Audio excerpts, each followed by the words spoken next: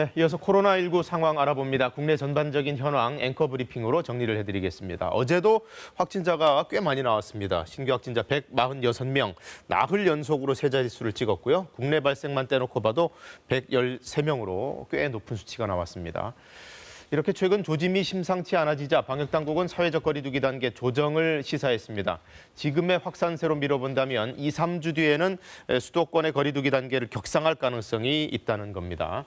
이미 일부 지자체는 자체적으로 거리두기를 1.5단계로 올린 곳들도 있습니다. 충남 천안과 아산, 강원도 원주, 전남 순천 등입니다.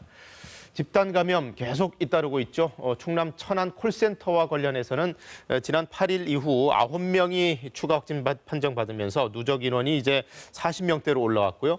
서울 강서구의 보험사도 격리 중이던 7명이 추가 확진 판정받으면서 마찬가지로 누적 확진자 수가 40명대로 올라왔습니다. 그 밖에도 경기도 포천시 추산초등학교와 관련해 이달 들어 4명의 추가 확진자가 나오면서 이제 누적 인원이 20명까지 늘어났고요.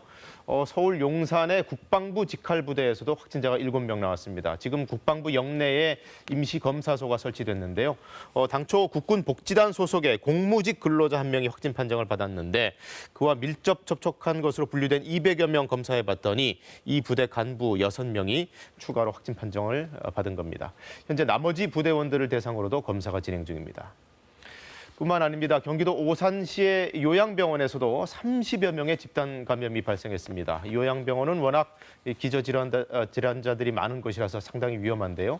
면회도 차단된 가족들, 보호자들 상당히 불안해하고 있습니다. 게다가 간호 인력도 감염 우려 때문에 절반 이상 사직을 했다는데요. 의료 공백까지 발생한 셈입니다. 이승재 기자의 보도로 보시겠습니다.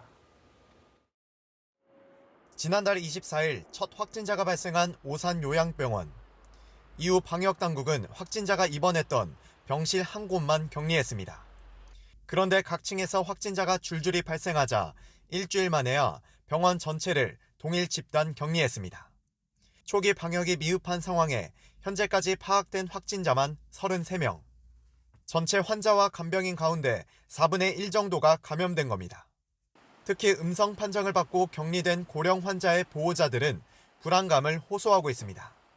환자가 어떤 상태이며 어떻게 지내는지 소식을 전해 듣지 못하고 있기 때문입니다.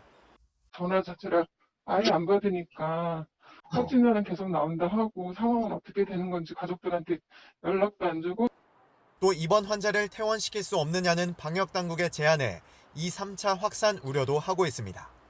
환자를 발생했으면 격리를 했어야 되는데 집으로 모시고 갈 수 없냐고 하는 것도 2차 확대의 우려가 있잖아요. 직장하고 학교하고 다 하는데.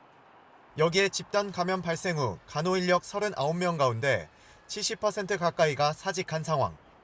의료 공백이 현실화되자 대체 인력 투입을 하고 있지만 턱없이 부족합니다. 그만둔 인력이 있으니까 일이 계속 더 많아지고요. 대체 인력들은 지금 거기서 지금 신청을 해서 몇 분이 들어가서 일을 하고. 일부 입원 환자들은 경기도 의료원 안성병원으로 옮겨졌으며 오산시 측은 경기도와 협의해 추가로 옮길 수 있는 방안을 검토하고 있습니다. KBS 뉴스 이승재입니다.